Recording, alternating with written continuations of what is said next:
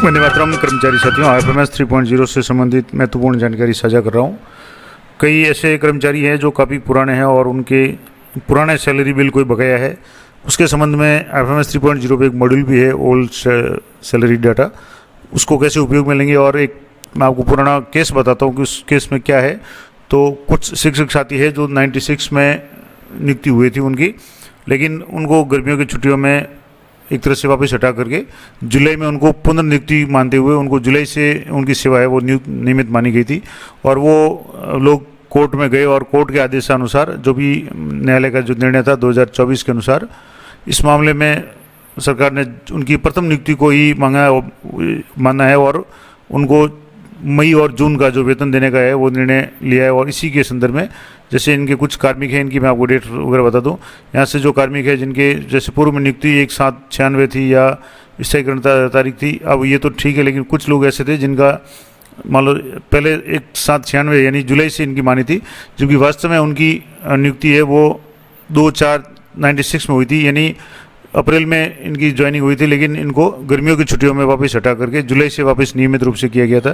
तो ऐसे कोई कर्मचारी है, उनके लिए क्या प्रोसेस रहेगा या उनका वेतन कैसे बनेगा, तो इसके लिए एक तो कोर्ट आदेश की कॉपी की ज़रूरत पड़ेगी, और उसके अलावा जो मैंने अभी आपको आदेश बताया वो, इसके अलावा एक इस तरीके की आपको पे एरियर शीट है जिसमें एक कर्मचारी है जिनके 16/5/1996 से यानी 16 मई 96 से 30 जून 96 तक, यानी मई आदि यानी 16 मई से लेकर के और 30 जून यानी गर्मियों की जो छुट्टियां हैं उसका पेमेंट नहीं मिला था। अब वो पेमेंट कैसे बढ़ाएंगे? पुराना जो भी सैलरी का बिल है, एरियर तो आप बिल करेक्शन से या अन्य तरीके से बना सकते हैं, लेकिन पुरानी सैलरी है वो आप कैसे बनाएंगे? तो ये सैलरी है, एरियर नहीं है, सैलरी बिल है, तो सैलरी बिल कैसे बनाएंगे? तो IFMS 3.0 पे जाएंगे तो सबसे पहले ये कोई नया काम अगर आप करते हैं तो उसमें आपको वर्क फ्लो कॉन्फ़िगरेशन में जा करके प्रोसेस टास्क असाइन में जा करके रोल असाइन करना है। जब तक रोल असाइन नहीं होगा तब तक ये आपका काम नहीं होगा। तो यहाँ से आप जैसे रोल असाइन में टास्क में ओल्ड लीव इनकेसमेंट एरियर और old regular salary bill data, इस पर आपको क्लिक करना है। यानी आपको सैलरी बनानी है, जिसमें डीडीओ में कम से कम आपको अप्रूव रोल है वो सिलेक्ट कर लेना है, मार्क कर चेकर नहीं करेंगे तो भी चलेगा। तो यहाँ से जैसे मैंने अप्रूव रोल में डीडीओ को सिलेक्ट किया हुआ है। अब इसके बाद में यहाँ एक और ध्यान रखना कि यहाँ ट्रेजरी से अप्रूवर भी होगा, एक तो डीडीओ लेगिन से होगा और दूसरा ट्रेजरी से, क्योंकि आप जो भी रिक्वेस्ट भेजेंगे वो ट्रेजरी से अप्रूव होने के बाद ही आपकी वो सैलरी कर्मी की बन पाएगी। तो ऐसे में आपको ट्रेजरी यहाँ आप देखेंगे तो ट्रेजरी में भी असाइन किया हुआ है, अगर यहाँ नहीं किया हो तो आपको असाइन करना है। और जो भी आपके STO या TO जो भी होंगे, यहाँ से जैसे ये ट्रेजरी का अप्रूव है और यहाँ STO और इनका भी यहाँ स्टेटस में एक्टिव है, यानी दोनों को एक्टिव करना है आपको, यानी डीडीओ लेवल और ट्रेजरी लेवल पे ये दोनों काम हो जाए। अब इसके बाद में आपको बिल्स में जाना है और इसमें आपको सैलरी बिल्स में जाना है। यहाँ से सैलरी बिल्स है, अब सैलरी बिल्स में आप क्लिक करेंगे तो सैलरी प्रिपरेशन है, इस पर आपको क्लिक करना है। यहाँ जैसे क्लिक करेंगे तो एक तो आ गया old cooperative account update request, और दूसरा इसके नीचे ऑप्शन है ओल्ड सैलरी रिलेटेड डाटा। अब ओल्ड सैलरी रिलेटेड डाटा है, इसमें आपको क्लिक करना है। अब यहाँ क्लिक करने के बाद में यहाँ देखेंगे कि submitting A request record from this page will create an entry on partial पे, यानी यहाँ से जो भी आप क्रिएट करोगे वो पार्शियल पे में जाकर के होगा, और पार्शियल पे से आपको प्रीवियस मंथ सैलरी में जाकर के फिर वो आपको बिल बनाना है। तो पहले आपको रिक्वेस्ट ट्रेजरी भेजना पड़ेगा, तो वो कैसे भेजेंगे? यहाँ से आपको ऐड न्यू पे क्लिक करना है, क्योंकि अभी कोई भी डाटा ऐड नहीं है, तो आपको पहले रिक्वेस्ट ट्रेजरी पे भेजना है। तो वो क्या प्रोसेस रहेगा पूरा वीडियो मैं आपको लाइव करके बताऊंगा, थोड़ा सा समय लग सकता है, लेकिन आप ध्यान से सुनेंगे तभी आप ये काम कर पाएंगे। तो यहाँ से मैंने कार्मिक को सिलेक्ट किया, यहाँ लिस्ट में आपके जो भी कार्मिक है, अब ये कार्मिक है इनका सिलेक्ट किया मैंने, और इनका जैसे 96 का अगर मान लो सैलरी बनानी है तो इसके लिए इनका ग्रुप सेलेक्ट कर लें, किस ग्रुप में है। जैसे इस ग्रुप में है सर्विस कैटेगरी में, जैसे सबऑर्डिनेट है, टीचर है तो सबऑर्डिनेट आ गया। यहाँ से आप देख लें स्टेट और सबऑर्डिनेट जो भी आपके यहाँ लागू होता हो, यहाँ से सबऑर्डिनेट जैसे भी लागू होता हो। अब सर्विस सब कैटेगरी में आपको यहाँ जैसे राजस्थान की एजुकेशन की बात करें तो द राजस्थान एजुकेशनल है, क्योंकि टीचर्स के लिए यही ऑप्शन आएगा द राजस्थान एजुकेशनल। तो यहाँ से आप देखेंगे the Rajasthan educational subordinate service, इस पर आपको क्लिक करना है। डेजिग्नेशन एज पर सर्विस में आपको यहाँ से इनका जो भी टीचर है तो आप यहाँ से टीचर है, फिजिकल टीचर है, तो जो भी पोस्ट है उनकी आप यहाँ से सिलेक्ट कर लें। यहाँ से जैसे टीचर है तो मान लो मैं टीचर कर लेता हूँ, जो भी आपकी पोस्ट लागू होती हो वो यहाँ से आपको इनको सेलेक्ट करना है। अगर सीधे नहीं हो तो आप यहाँ से टाइप करके भी यहाँ से सर्च कर सकते हैं। यहाँ से मैंने जैसे टाइप किया तो टीचर जितने भी होंगे वो सब आ जाएंगे यहाँ। तो यहाँ से आपको टीचर है वो आपको सिलेक्ट करना है। यहाँ से जैसे मैंने टीचर कर लिया। अब यहाँ पे कमीशन है। अब यहाँ आपको विशेष ध्यान रखना है कि 96 में पे कमीशन कौन सा था। तो यहाँ विशेष रूप से अगर आप देखेंगे तो मैं थोड़ा सा एआई की मदद लेकर के आपको बता देता हूँ ताकि आपकी परेशानी नहीं हो। तो गूगल में सर्च करेंगे और मैं बताता हूँ कैसे करना है।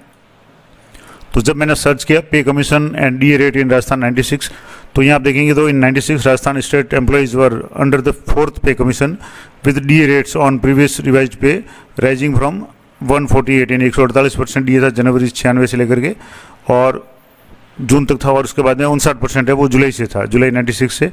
अब बात करेंगे जून तक की तो 148 है वो डीए था। और 1998 रूल के बाद में जो effective from 1/9/1996 after the implementation of the 5th commission है वो 5वां कमीशन लागू हुआ था, वो बात की बात है। तो फिलहाल आपके 4th कमीशन यहाँ से ये सिलेक्ट कर लें, 4th वेतन कमीशन जो भी है, 4th वेतन आयोग। एम्प्लॉय स्टेटस में आपको जैसे एक्टिव है तो एक्टिव रखना है, रिटायर्ड वगैरह जो भी जैसा भी है। अब एम्प्लॉय सैलरी स्टेटस में अभी जैसे एक्टिव है तो एक्टिव रखना है, दूसरी कोई कैटेगरी लागू होती है तो ठीक है। और एक्चुअल पोस्ट है तो कौन सी पोस्ट है विद्यालय में वो पोस्ट आपको यहाँ से सिलेक्ट करनी है। यहाँ से जैसे ये पोस्ट मैंने सिलेक्ट कर ली और ऐड डाटा पे आपको क्लिक करना है। ये डिटेल्स आप अच्छी तरह से कर्मचारी की भर लें, उसके बाद में ऐड डाटा पे क्लिक करना है। अब आपको किस डेट से किस डेट का बना जो भी बिल बनाना है तो यहाँ मैंने आपको बताया कि 16/5/1996 से 30/6/1996 ये बनाना है। तो यहाँ से मैंने सिलेक्ट किया 16/5/1996, तो यहाँ से इसमें जाकर के आप 96 कर लें और यहाँ से मई है तो मई कर लें और 16 तारीख यानी 16 मई से 96 से और उसके बाद में जून 30 जून 96 है तो यहाँ से वापस ईयर सेलेक्ट कर लें 96 और यहाँ से मैंने जून कर लिया और 30 जून। तो ये आ गई 16/5/96 से 30/6/96 पे स्केल अभी जो भी है वो आप प्ले कर सकते हैं। उसके बाद में बेसिक पे, उस समय बेसिक पे कितना था तो यहाँ आप इस लिस्ट में आप देखेंगे तो जैसे पे है वो यहाँ तो पार्शियल है क्योंकि ये 16/5 से तो पे जो था वो 1200 था तो यहाँ आप 1200 कर लें। तो यहाँ से जैसे मैंने मूल वेतन इनका 1200 था। डीए रेट है वो भी जैसे यहाँ मान लो 0 कर लें, उसके बाद वापस उसको सही कर लेंगे या 148 अभी आता तो ठीक है 148 कर लें। गवर्नमेंट क्वार्टर है तो 9 कर लें। अब उसके बाद में आपको एचआरए है उस समय फिक्स था तो एचआरए फिक्स है और कितना था तो एचआरए यहाँ आप देखेंगे तो मैं आपको वापस इसमें जाकर बता रहा हूँ। तो एचआरए यहाँ 50 था, एचआरए फिक्स था और 50 था। यहाँ से एचआरए है वो आप 50 कर लें और आप पे 9। इसके बाद में अलाउंस सेंक्शन में आपके यहाँ से देखेंगे तो एक तो बेसिक आ गया, इसके बाद में आपकी डीएनएस अलाउंस आ गया और अंतरिम रिलीफ और उस समय मिलती थी वो और एचआरए। अब एचआरए नहीं आ रहा तो उसको मैं आपको बाद में सेलेक्ट करके बता दूंगा। तो जैसे एचआरए यहाँ नहीं आ रहा है तो उसको बाद में कैलकुलेट कर लेंगे। तो यहाँ से अंतरिम रिलीफ भी आपको सेलेक्ट करना है और ये आपको कैलकुलेट करना है। यहाँ जैसे कैलकुलेट करेंगे तो ये आपके यहाँ 4 चीज़ें हैं, पे है, डीए है, एचआरए और आईआर अंतरिम रिलीफ, क्योंकि उस समय ये भी मिलती थी। तो ये चारों एंट्री आपको यहाँ से देख करके करनी है।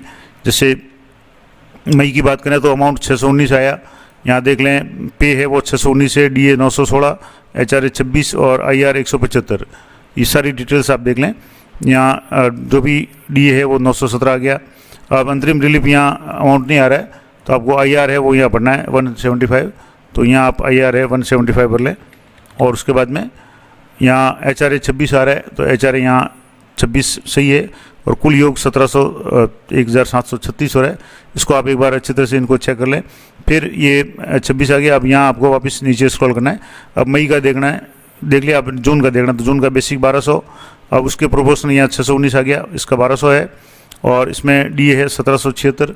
तो यहाँ आप डीए देखेंगे 1776, एचआरए 50 और आईआर 340। तो एचआरए 50 और आईआर यहाँ आईआर नहीं आ रहा है तो यहाँ आईआर 340 ये देख लें और इन सबको यहाँ से मिलान कर लें। 619, 916, 26, 175। तो यहाँ से आप देख लें 619, 917। अब यहाँ 17 आ रहा और यहाँ 16 है तो इसको 16 कर लें क्योंकि ये सारे एडिटेबल है। तो यहाँ से 916 मैंने कर लिया। उसके बाद में 175 और 26 और 175 और 26 और यहाँ 1200, 17, 76, 50, 340 और यहाँ आप ही देखेंगे तो 1200, 17, 76, 340 और 50। ये इस तरीके से ये सारे सही है तो आप इसको सेव कर लें। अब यहाँ से आप देख लेंगे तो इफेक्टिव डेट है वो मई 16, 1996 से लेकर के जून 30 जून 1996 तक है। अब इसमें बेसिक 1200 है, एडिट करना चाहते हैं यहाँ से एडिट कर सकते हैं, कोई गलत है तो डिलीट कर सकते हैं। अब यहाँ से आपको जो पे कमीशन है ये 5th आ रहा है, तो इसको आपको 4th करना है। और यही गड़बड़ पिछली बार भी मैंने हुई थी, मैं रिक्वेस्ट भेजा था पिछली बार भी, लेकिन उसमें एक प्रॉब्लम जो आई थी वो यही थी कि जो भी रिक्वेस्ट है वो ट्रेजरी से अप्रूव भी हो गया, लेकिन जब बिल प्रोसेस में जा रहे थे तो एरर आ रहा था। वो एरर है वो पे कमीशन के कारण आया था। तो अब यहाँ से पे कमीशन आप ध्यान से सेलेक्ट कर लें। अब इसके बाद में इसके साथ में जो भी डॉक्यूमेंट्स आपको लगाने हैं वो document old salary sanction document. तो अभी जो मैंने आपको डॉक्यूमेंट बताया था ये डॉक्यूमेंट जो से आपके कोर्ट का आदेश है, इसके अलावा यहाँ से ऑफिशियल आदेश है, और ये जो मैंने आपको सीट डिफरेंस सीट वाली ये जो कार्यालय का आदेश है, आप किस तरीके से कार्यालय का आदेश है कि कार्मिक का नाम वगैरह, ये इनको वेतन वगैरह मिलेगा, ये सारी डिटेल्स आप यहाँ इसमें कर लें। अब ये अच्छी तरह से आप डॉक्यूमेंट अपलोड कर लें, अच्छी तरह से इसको चेक कर लें। उसके बाद में प्रोसीड पे क्लिक करना है, कंफर्मेशन मांगेगा, आपको सबमिट पे क्लिक करना है। और जैसे आप सबमिट करेंगे तो ये रिक्वेस्ट आपके ट्रेजरी पहुँच जाएगा। अब ट्रेजरी से जब भी अप्रूव होगा उसके बाद में इसका अगला प्रोसेस होगा। यहाँ से जैसे ये आ गया application has been submitted successfully. अब यहाँ इसको आप ऑल रिक्वेस्ट में जाकर के देख सकते हैं कि old salary request for employ का नाम आ गया। ये करंट असाइनी है जो है ट्रेजरी ऑफिसर यानी STO उनके पास में है, और ये पेंडिंग है। जब भी यहाँ से ये अप्रूव हो जाएगा तब आप इसको वापस बिल्स में जाएंगे, और बिल्स में जाने के बाद में पार्शियल पे वाला जो रिक्वेस्ट है उसमें जाकर के आपको ये करना है। तो ये अगला भाग में आपको यहाँ से जैसे ओल्ड सैलरी डाटा रिक्वेस्ट है, अब इसमें एक बार जब भेजा हुआ है तो वो पेंडिंग आ रहा है। जब भी ये अप्रूव हो जाएगा, पेंडिंग का मैंने आपको बता दिया कि आपको माई टास्क में जाकर के यहाँ से चेक कर सकते हैं। तो ये पेंडिंग है। अब इसको जब भी आप वहाँ से अप्रूव हो जाएगा, ये पूरा आपका भेजा हुआ यहाँ शो हो जाएगा। तो ये पेंडिंग है। अब जैसे ही ये अप्रूव हो जाएगा तब आपको अगला भाग इसका मैं इसी वीडियो में बताऊँगा। तो वीडियो 2 भागों में बनेगा और थोड़ा सा लंबा होगा, लेकिन आप पूरा वीडियो देखें, मैं अगले भाग में इसका नेक्स्ट पार्ट करके बताऊँगा। तो वीडियो में बने रहें। तो जैसा कि मैंने वीडियो के पिछले भाग में बताया था कि जो रिक्वेस्ट है ट्रेजरी भेजा जा चुका है, तो अब माई टास्क में जाकर के आपको चेक करना है। यहाँ से ऑल रिक्वेस्ट पे आप जैसे क्लिक करेंगे तो यहाँ अभी तो जैसे ये ओल्ड सैलरी रिक्वेस्ट जो है, यहाँ से आप देखेंगे ओल्ड सैलरी रिक्वेस्ट, और ये 9 मार्च को भेजा गया था। और यहाँ से अब देख रहे हैं तो ये कंप्लीटेड आ रहा है। उस समय मैंने बताया था तो पेंडिंग एट ट्रेजरी या STO आ रहा था। अब यहाँ से आप वापस इसको हिस्ट्री ट्रेल लॉग्स में जाकर के चेक करेंगे तो ये अप्रूव हो चुका है। अब इसको यहाँ से अगर नहीं दिख रहा तो यहाँ से भी आप इसको रिक्वेस्ट ID पे क्लिक करके भी चेक कर सकते हैं। तो एक बार ये जब कंफर्म हो जाए, यानी यहाँ से क्लियर हो गया, अब यहाँ से जैसे अप्रूव रिजेक्ट जो भी है उसमें यहाँ से तारीख डालेंगे तो उसमें आ जाएगा। अब मान लो ट्रेजरी से ये अप्रूव हो गया रिक्वेस्ट, अब इसको आपको कैसे करना है, तो यहाँ बिल्स में जाने के बाद में आपको सैलरी बिल्स में जाना है, और ओल्ड सैलरी वाला जो ऑप्शन था जिसमें आपको मैंने बताया था कि रिक्वेस्ट भेजना था, तो इसमें आपको जा करके मैं आपको बता रहा हूँ कैसे करना है। यहाँ से जैसे सैलरी प्रिपरेशन, और यहाँ से सैलरी प्रिपरेशन में ओल्ड सैलरी रिलेटेड डाटा, इस पर आपको क्लिक करना है। अब यहाँ से जैसे क्लिक करेंगे तो पिछली बार आपने जो रिक्वेस्ट भेजा था कुछ दिन पहले, अब वो 2-3 दिन बाद में जैसे ही ट्रेजरी से अप्रूव हो जाता है तो यहाँ ओल्ड रिक्वेस्ट डाटा में यहाँ इस तरीके से आ गया, एम्प्लॉय ID आ गई, एम्प्लॉय का नाम आ गया, DDO कोड आ गया, और इफेक्टिव डेट है मई 16, 1996 से 30 जून 96 तक। अब एक्टिव है स्टेटस में यहाँ अप्रूवर आ रहा है, और यहाँ आपको जो जनरेट पार्शियल पे इसका ऑप्शन आ रहा है और डिलीट का भी ऑप्शन आ रहा है। अब यहाँ जनरेट पार्शियल पे पे आपको यहाँ क्लिक करना है। ये जो ऑप्शन है इस पर आप क्लिक करेंगे तो ये कंफर्मेशन मांगेगा, are you sure want to continue. तो आपको ये अब जैसे आ गया old salary data enter into partial pay detail successfully, please generate bill through partial pay previous month process. अब partial pay previous month process में जाकर के इस बिल को आपको प्रोसेस करना है। तो यहाँ से वापस आप सैलरी में जाएंगे, और सैलरी में जाने के बाद में पार्शियल पे प्रीवियस मंथ इस पर आपको क्लिक करना है। अब ये चूँकि 96 का बिल था तो यहाँ से आपको सन सेलेक्ट करना है 96/7, और यहाँ से आपको मई या जून जो भी बिल था, जैसे मान लो मैं यहाँ मई का सिलेक्ट कर रहा हूँ तो यहाँ सर्च पे क्लिक करेंगे तो ये आ गया मई का, और यहाँ से आपको इसको इनिशिएट पे क्लिक करना है। तो यहाँ से ये 16 दिन का जो मई का था इसको आपको ये इनिशिएट पे क्लिक करेंगे, कन्फर्म पे येस पे क्लिक करेंगे, और कुछ सेकंड का आपके समय लेगा, और उसके बाद में ये successful bill reference number has been successfully submitted. अब वापस आपको मई के बाद में जून का भी था, क्योंकि 2 महीनों का था, मैंने आपको बताया था 16 तारीख मई 96 थी, और उसके बाद में जून पूरा था। यहाँ पे आप जून सर्च करके करेंगे तो ये एम्प्लॉय ID आ गई, चेकबॉक्स पे क्लिक करेंगे, यहाँ इनिशिएट का बटन एक्टिव हो जाएगा, और यहाँ इनिशिएट पे क्लिक करना है, कन्फर्मेशन मांगेगा, येस पे क्लिक करना है। तो कुछ सेकंड के बाद में आपका ये बिल है, bill number has been successfully submitted. अभी ये बिल है सक्सेसफुली सबमिट हो गया। अब आपको जैसे ऑटो सैलरी प्रोसेस में जाकर के चेक करना है कि वो बिल बना या नहीं बना। अब मान लो जैसे यहाँ पहले तो अभी का जैसे मार्च का सिलेक्ट करेंगे तो यहाँ शो नहीं होगा क्योंकि ये बिल पुराना है। तो यहाँ से आपको 96/7 सेलेक्ट करना है और मार्च की जगह आपको मई जून जो भी था वो सिलेक्ट करना है। यहाँ से जैसे मैंने मई सेलेक्ट कर लिया तो जो मई का बिल था ये आपके यहाँ शो हो गया। अब इस बिल को आप प्रोसेस करना चाहें तो ट्रेजरी फॉरवर्ड कर सकते हैं, लेकिन उससे पहले आप रिपोर्ट डाउनलोड करके देख लें कि मई का रिपोर्ट है वो आपको यहाँ से डाउनलोड कर लेनी है और जून की भी कर लेनी है। यहाँ से जैसे मैंने मई की और उसकी साथ में आपको यहाँ जून की भी करके बताता हूँ। यहाँ से जैसे मई के बाद में जून 96 था, इसमें भी आपको यहाँ से क्लिक करना है और यहाँ चेक बॉक्स पर क्लिक करके इसको प्रोसेस की जगह आपको रिपोर्ट्स डाउनलोड करनी है। अब जैसे रिपोर्ट्स डाउनलोड करेंगे एक बार आप रिपोर्ट्स को मिलान कर लें, देख लें। तो यहाँ से जैसे मैंने आपको पहले बताया था वीडियो में, यहाँ से जैसे कितना पेमेंट था, तो जैसे मई का जो पेमेंट था इसको मैं और थोड़ा सा जूम करके आपको दे देता हूँ। ये जो पेमेंट था बेसिक 1200 था, IR यानी अंतरिम रिलीफ 340 थी, DA 1776 था जो 148%, HRA 50 रुपये था। टोटल जो अमाउंट था वो ये यहाँ है और ये इस तरीके से डिडक्शन है 128 रुपये की टैक्स की कटौती थी। ये जो अमाउंट है ये और ये था जो जून महीने का। यहाँ भी आपको मैं बता दूँ, यहाँ से ये जून महीने का जो है इसको भी आप अच्छी तरह से चेक कर लें। यहाँ बेसिक 319 था, IR 90 था और ये 1 मई का और 1 जून का, इसमें टैक्स नहीं कटा था। तो जो भी अमाउंट है वो आप देख लें और दोनों को मिलान कर लें। तो आपके अगर बिल सही है तो इसको आपको ट्रेजरी फॉरवर्ड करना है। तो ट्रेजरी फॉरवर्ड कैसे करेंगे, इसके लिए यहाँ से आपको अगर पहले डॉक्यूमेंट आपको अपलोड करना है तो यहाँ रेफरेंस नंबर पे आपको क्लिक करना है और रेफरेंस नंबर पे क्लिक करने के बाद में आपको यहाँ से अदर पे क्लिक करना है और डिस्क्रिप्शन में आपको डॉक्यूमेंट या ऑर्डर का नाम लिखना है और उसके बाद में यहाँ से PDF के रूप में डॉक्यूमेंट को अपलोड करना है और यहाँ प्रोसेस पे जैसे क्लिक करेंगे तो आपके ये चेक बॉक्स पे क्लिक करेंगे और यहाँ से जो भी येस पे क्लिक करेंगे तो आपकी DDO के OTP आएगा और उससे बिल आपको फॉरवर्ड करना है। तो ये पूरा प्रोसेस मैंने आपको लाइव करके बता दिया कि FMS 3.0 पे किस तरीके से आप पुराना बिल यानी बहुत पुराना बिल 96/7 का या और भी कोई पुराना ओल्ड सैलरी बिल है वो कैसे प्रोसेस करेंगे। अब इसमें जो गलती मैंने भी एक बार जो भी प्रोसेस किया था उसमें ये एरर आ रहा था पिछली बार में, तो वो गलती वेतन आयोग की थी। तो आप वेतन आयोग से ही सिलेक्ट करेंगे तभी ये बिल प्रोसेस होगा, अन्यथा DA वाला एरर है वो आएगा। क्योंकि पिछली बार मैंने 5वां वेतन आयोग सेलेक्ट कर लिया था जिस कारण से DA वाला जो एरर आ रहा था और बिल प्रोसेस नहीं हो रहा था। तो उस रिक्वेस्ट को मैंने डिलीट करके दोबारा ट्रेजरी में रिक्वेस्ट भेजा और अब जा करके ये बिल वापस ट्रेजरी से अप्रूव होने के बाद में ये पूरा बिल बन गया। तो इस तरीके से आपको मैंने स्टेप बाय स्टेप बता दिया कि किस तरीके से आप कितना भी पुराना बिल किसी कर्मचारी का अगर सैलरी बिल है तो आप किस तरीके से बनाएंगे। इसके अलावा अगर पुराना सैलरी एरियर है तो आप बिल करेक्शन से बना सकते हैं, पे एंटाइटलमेंट हिस्ट्री में जाकर के बना सकते हैं।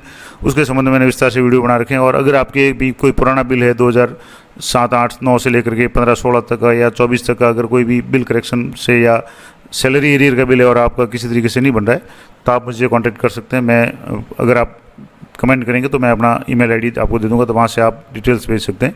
कितना भी पुराना बिल हो, सैलरी एरियर का बिल है वो आप बनवा सकते हैं।